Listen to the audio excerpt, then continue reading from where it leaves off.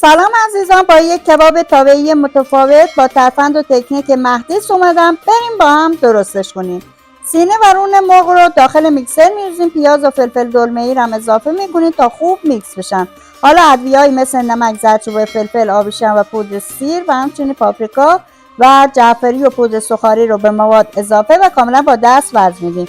روی ظرفمون یک سلفون میکشیم، به مدت 1 ساعت داخل یخچال میذاریم و بعد استراحت از داخل یخچال بیرون میاریم و داخل یک تابه پهن میکنیم. به این صورت بچه‌ها با یک لیسک تمامی قسمت‌های کباب رو خط میندازیم و حالا مقداری روغن، برش‌های کره، زعفران دم کرده هم اضافه میکنیم. میگذاریم تمام قسمت‌های کباب کاملا سرخ شه. ببینید چقدر خوش رنگ و لعاب شده.